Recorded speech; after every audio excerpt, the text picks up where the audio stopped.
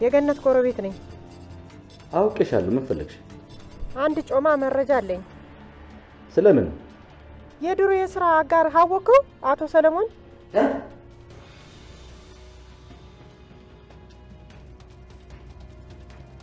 አዎ መሞት አይገባሽም።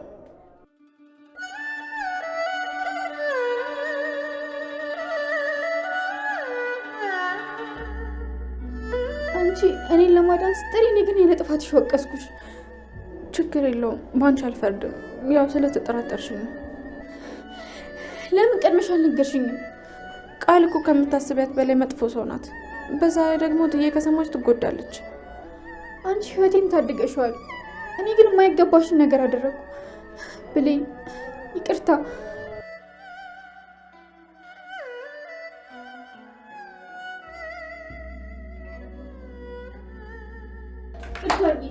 ሄለን እባክሽ ተነሽ። ይቅርታ ሰከር ይመለስ። ይቅርታ አድርጌልሻለሁ። ተነሽ ተነሽ። እባክሽ ተነሽ።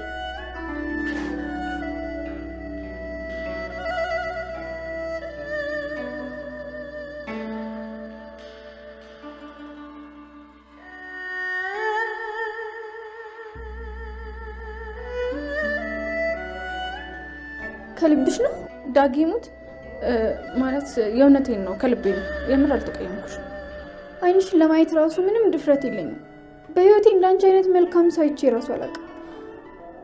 በጣም አመሰግናለሁ። ባለውለታዬ ነሽ። መቼም ማረሳውምሽ። ምንም አይደለም። በቃ አታልቅሽ።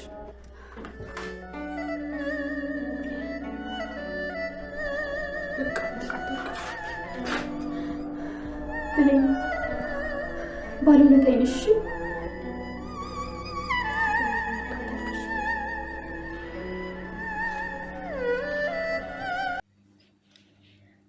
ሰላም ሰላም ውዴ ቻናል ቤተሰቦች እንዴት ናችሁልኝ? ደህና ናችሁ ሆይ? እንኳን ወደ እኔ ቻናል በሰላም መጣችሁልኝ። አደራ ድራማ ልብ አንጠልጣዩና በእውነተኛ ታሪክ ላይ ተመስርቶ የሚሰራው አደራ ድራማ የብሌን ታሪክ። እንግዲህ ብሌን ሄለንን ከሞት ታድጋታለች። ነገር ግን የብሌን ዝምታ አሁን ላይ ስልችት ብሎናል ሁላችንም። ብሌን በጣም ፈዛለች ከሚባለው በላይ። ዝምታ ብቻ አይደለም፣ መብቷን እንኳ ማስከበር እየቻለች አይደለም። እንግዲህ ሰላም ቤት ሰራተኛ ሆና ቃል ከፍና ዝቅ እያደረገቻት፣ ምናልባት ቃል የሰላም ልጅ ስለሆነች ይሁን ብለን ዝም ብለን ነበር። ነገር ግን የመጣ ሄደው እንደፈለገ ያንቃታል፣ ያስጨንቃታል። እሷ ግን ፍዝዝ ድንዝዝ ብላ አሁንማ እንዴት እንዳስጠላችን። ምንድን ነው ነገሩ? ቆይ እሷ በጣም ጻድቅነቱን ታበዛዋለች። እንግዲህ ቃል ሄለንን መግደል ትፈልጋለች። ምክንያቱም ዋናው ሚስጥሯን ስለምታውቅባት ባናድዳትና ባበሳጫት ይህንን ሚስጥሬን ለሰላም ትናገራለች ብላ ስለምትፈራ እዚህ ቀደም ሳሚ እንዲገላት ነግረው ነበረ። ሳሚ እሷን ገደለ ማለት እንግዲህ ምን እንደሚጠብቀው ታውቃላችሁ። በዛ ላይ መረጃ ይዛበት ነበረ ከመጀመሪያውም ጀምራ እስከምፈልግህ ድረስ አገልግለኝና ከዛ በኋላ አንተንም የባህሉን እጣ ፈንታ ሰጥሃለሁ እያለች ቃል እንግዲህ ሚስጥር አትይዝም፣ ያመልጣታል። እና ከሳሚ ጋር ተደዋውላ ስታወራ አንተም የባህሉ እጣ ፈንታ ይደርሳን ብላ እንግዲህ ያስፈራርተው ነበረ። በዛ የተነሳ እሷ ባህሉን እንዳሳሰረችው ያወቀው ያኔ ነው። ምክንያቱም እሱንም አስፈራራችው፣ የእሱ እጣ ፈንታ ለአንተም ይደርሳን ብላ እና እንግዲህ ሄለንን እንዲገልላት ጠይቀው ነበር። ሚስጥራችን ታውቃለች ብላ። እዚህ ነገር ውስጥ እንግዲህ ሳሚ ከደሙ ነፃ ነው። ምንም አይነት በኃይሉ ለሚሰራው ነገር ከሰላም ገንዘብ አገኛለሁ ብሎ እየሰራ ያለው ነገር አንዳች ነገር የለም። በኃይሉና ቃል ናቸው የዚህ ጌም ተጫዋቾች ማለት ነው። ከመጀመሪያውም እንግዲህ ልጅ ፈልግልኝ ነው ያለው። እሱን ፈልጎ ቃልን አመጣለት። ስለዚህ ከቃል ጋር የተነጋገሩት አንቺ 25%ን ተወስጃለሽ፣ እኔ ደግሞ 75%ን። ነገር ግን የሚሆነው አንቺ የሰላምን ንብረት ከወረስሽ በኋላ ወራሽ ከሆንሽ በኋላ እሷን ገለሽ ነው እንግዲህ ነፍስም ማጥፍታ። ከዛ ደግሞ የሚሰጣትን አስቡ። እሱ ምንም ሳይሰራ በሰው እያሰራ ሌላ የሚወስደውን ፐርሰንት እንግዲህ አስቡት። ነገር ግን ሳሚ ከዚህ ነገር ውስጥ የለም። ቃልና በኃይሉን ከማገናኘት ውጭ ብሌንን ከእናቷ ጋር ስለመለየትም ሆነ የሰላም የሆነን ነገር ለሱ ለማድረግ የሞከረው አንዳች ቦታ የለም። ነገር ግን ቃልን ለመርዳት እየሞከረ ነበረ። ከቃል ጋር ቅርርቦች ስላላቸው እሷም የመጣችው በሱ በኩል ስለሆነ ቃልን ለመርዳት ሲሞክር ነው እንግዲህ ሄለንን ሚስጥራችን ስላወቀች እንዲገላት ተነግረዋለች። ሳሚም እንግዲህ ልጅቷን መንገድ ላይ ጠብቆ ለማስፈራራት ሞክሮ ነበረ። በዛን ጊዜ እንግዲህ እሷ ደግሞ የሷ ሚስጥር አወጣች። ይቺ ከሃዲ ለካ ብቻዋን የሰላምን ንብረት ለመውረስ ነው በኃይሉ እንዳሳሰረችውና መረጃ እንደያዘችበት እና ደግሞ የሰላምን ንብረት ብቻዋን ልትወርስ እንደሆነ ለሳሚ ተነግረዋለች። ያኔ እንግዲህ ሳሚ አንቺ በየትኛውም ሰዓት ቢሆን ከኔ እጅ አታመልጭም፣ በዙሪያሽ አለው። ነገር ግን አንድ ነገር ካረግሽልኝ ከኔ ጋር እንስማማለን በማለት እንግዲህ ሳሚ ልጅቷን ሳይገላት ይቀራል፣ ወይም ደግሞ ሳይጎዳት ወይም ደግሞ ከአካባቢው ሳያርቃት እንግዲህ እንደውም በተቃራኒው ቃልን እንድትሰልልለት ወደ እነሱ ቤት መልሶ ልኳታል። እና እንግዲህ በዚህ መሀል ሌላ ችግር ተፈጠረ። ቃል በኃይሉ ከእስር ቤት አይወጣም ብላ ሁሉንም ነገር እንግዲህ ብዙ ሳለፋ በእጄ ላስገባ ነው ብላ ደስ ብሏት እያለ በኃይሉ ከእስር ተፈታ። ስለዚህ ያለት አማራጭ በኃይሉ እንደሚገላት ስለምታውቅ ይህን ነገር ሳሚ እንዳደረገው ሳሚን ያሳሰረ በማለት በኃይሉ እንዴት እንደረሳው አላውቅም እንጂ ይሄ አንድ ጊዜ ይሄ ፍላሹ እሷ እጅ ላይ አይቶት ነበረ። ዳግም ሳሚ ፍላሹን ከአቶ በኃይሉ ላይ ሰርቃ አምጣልኝ፣ ከዛ በኋላ በኃይሉን የምጎዳበት ወይም ደግሞ እሱን የምበቀልበት ፍላሽ አለው ወንጀል የሰራበት፣ ስለዚህ እሱን ታመጣለህ፣ እኔ ደግሞ ከእናት ጋር አገናኝሃለሁ ተባብለው ነበረ።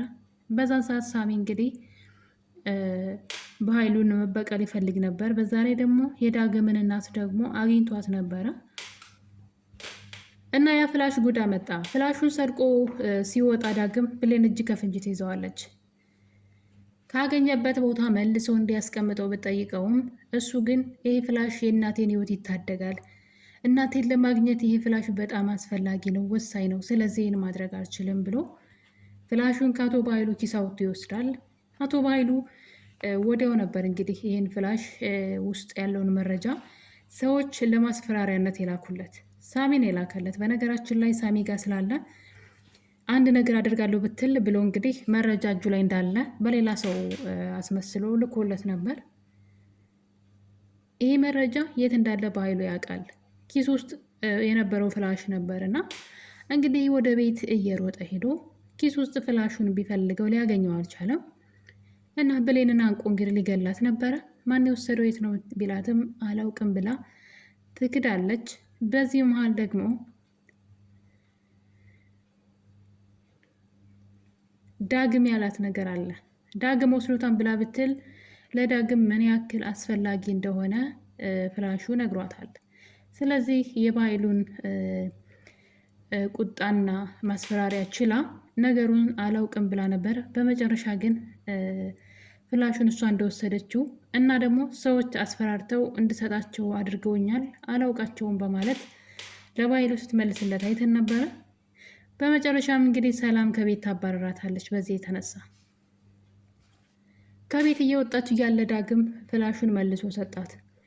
ዳግም የቃልን ያክል እንኳ ፍላሹን አልተጠቀመበትም። በኃይሉን ለማስፈራሪያነት እንኳ አልተጠቀመበትም።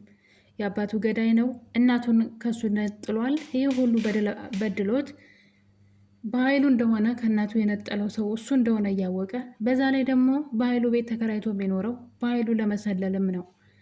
ያን ፍላሽ እጁ ላይ እንኳ አላስቀረም ኮፒ አድርጎ። ይህ በጣም የዳግም እና የብሌን መጃጃል በጣም ነው የሚያናድደው። ምንም ንቅት ያለ ነገር የላቸውም። ሌሎቹ ያቸው እስኪ ቃልና እንዲሁም ደግሞ አቶ በኃይሉ የሰላምን ገንዘብ ለመውሰድ እንዴት እንደሚጥሩ እንደሚሰሩ። ዳግምና ብሌን ግን ምን እንደሆነ ሀሳባቸው ራሱ ግራ የሚያጋባ ነው። ሁለቱም አንድ አይነት ገብቶች ናቸው። እንግዲህ ዳግም እንዴት ነው ከእናቱ ጋር 18 ዓመት ሙሉ ነጥሎት እናቱን የት እንዳለች እንዳያውቅ ያደረገው በኃይሉን የያዘበትን ፍላሽ የወንጀል ፍላሽ እንዴት መልሶ ይሰጣል ኮፒ ሳያደርግ? እና እንግዲህ መልሶ ብሌን ከምትባረር ብሎ ፍላሹን መልሶ ሰጥቷታል። ያኔ ነው እንግዲህ እሷ ለአቶ በኃይሉ ደውላ ፍላሹን እንዳገኘችውና ልትሰጠው እንደምትፈልግ ስትነግረው ወደ ቤት እስክመጣ ድረስ ደብቀሽ አስቀምጭ አላት። ያኔ እንግዲህ ቃል በርስር ተለጥፋ ታዳምጣታለች። ትራሷ ስር ስታስቀምጠው ስላየች ቃልን በፍጥነት በመሄድ ያንን ፍላሽ ወስዳ ኮፒ ያደረገችው። ከዛ በኋላ እንግዲህ ለበኃይሉ ውጭ ላይ ወድቆ አገኘሁት ብላ መልሳለት ነበረ። እንዴት እንዳልጠረጠረ አላውቅም፣ እሷ እንዳሳሰረችው። እሷ ግን እንግዲህ በኃይሉን በጣም ስለፈራችው ከጨዋታ ውጭ እንደሚያደርጋት ስላወቀች በዛ ላይ የሰላምን ገንዘብ ለራሱ ለማድረግ እዚህ ቀደም ብዙ ዘዴዎችን፣ ቴክኒኮችን ሲጠቀም አይተዋለች። ለምሳሌ አልማዝን ተጠቅሞ በሌላ ሰው ስልክ አስደውሎ 2 ሚሊዮን ብር ካላመጣሽ ሰላምን ማናት የብሌንን እናት ነው ብላ የመጣችውን አልማዝን ማለት ነው ስትቀብር የሚያሳይ መረጃ አለኝ። ስለዚህ 2 ሚሊዮን ብር አምጭ ብሎ በጎን ሲያስፈራራት እንግዲህ ቃል አይታለች። ያ ማለት ቃልን ከጨዋታ ውጭ አድርጎ ገንዘቡን ለብቻው ለመውሰድ የሚያደርገው ጥረት ነው። ቃልም እንደዛው ደግሞ በኃይሉን ከጨዋታ ውጭ አድርጋ የሰላምን ገንዘብ ለብቻዋ የመውሰድ እቅድ ነው እና በኃይሉ ከእስር ቤት እንዲፈታ በጣም አስፈላጊ ሆኖ የተገኘው ምንድን ነው? ሰላም እያደረገች ያለችው ነገር ነው። ሰላም ንብረቷን ሁሉ በስሟ ስታደርግ ልጇን ወራሽ አድርጋ ደግሞ ቃልን ለማስገባት እየሞከረች ነበረ። ያ ማለት ቃል የማንም እገዛ አያስፈልጋትም። የሰላምን ንብረት ሁሉ ለመውሰድ ማንም ሰው አያስፈልጋትም። ወራሽ ለመሆን እንግዲህ ያው እናቷ በሕይወት እያለች መቼም የእናቷን ገንዘብ አትወርስም አይደለ? ስለዚህ ሰላምን መግደል ይኖርባታል። ልጅ ናት፣ ማንም ሰው አይከላክላትም። ማንም ሰው እሷን መክሰስ እንኳ አይችልም። እና አጅሪት እንግዲህ ሁሉንም ነገር እያስተካከለች ነበረ።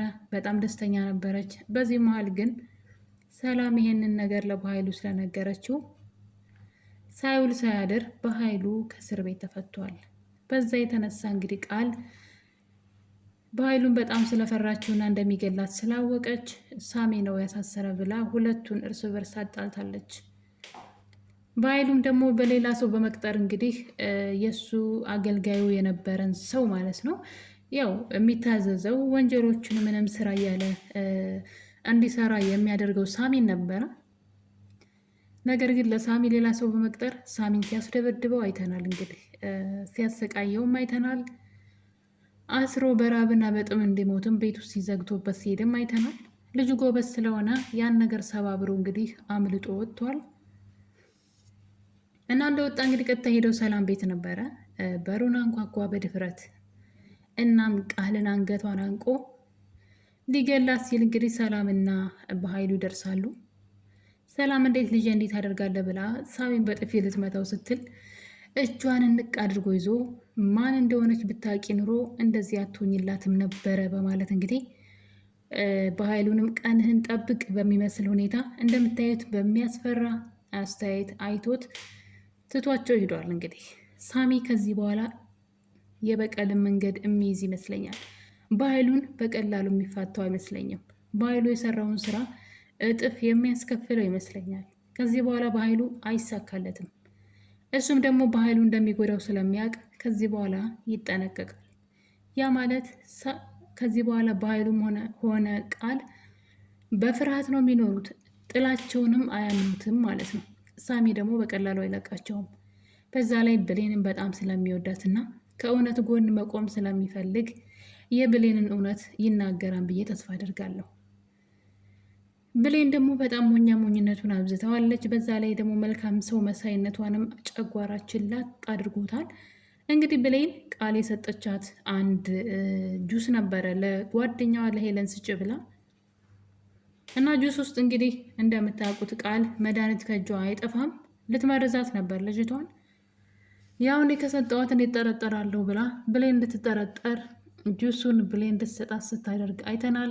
ብሌንም ደግሞ በነገሩ ትንሽ ግራ ስለተጋባች ምናልባት እሷንም እንደ ሰላም ልትመርዛት ይሆን እንዴ በማለት ፈርታ ጁሱን ይዛ ሂዳ ነበር። እንግዲህ ስኳር ልጨምርበት ብላ ልጅቷ እንዳትጠጣ ስትከለክላት እያየን ነው። ይሄ ነገር እንግዲህ ስትከለክላትና ስኳር ልጨምርበት ብላ ተደናብራ ስትሄድ ሄለን ነገሩ አልጣማትም። እናም ተከትላት ነበረ።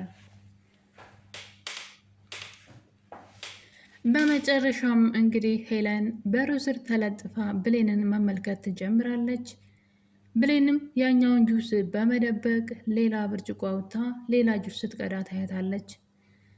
ስለዚህች ልጅ ሆን ብላ የሆነ ተንኮል አስባለች እኔ ላይ በማለት ብሌን ሄለን ማለት ነው ወደ ልጅቷ ትገባና ምን ልታደርጊ ነበረ? ለምንድነው ጁሱን የቀየርሽው? ብላ እንግዲህ እንደምታዩት አንቃ እያስፈራራቻት፣ አንቃ ጉሮሯዋን እያስፈራራቻት፣ እሷ ግን ስኳር ልጨምር እኮ ነው እንደዚህ ላደርግ ነው እያለች ዝም ብላ ስትጃጃል እያየናት ነው። ምን የሚሉት ጅላጅልነት ነው። ቃል ለእሷ ቅንጣት ያክል እንኳ አትጨነቅላትም። አጋጣሚውን ብታገኝ ብሌንን መግደል ነው የምትፈልገው ቃል ራሷ።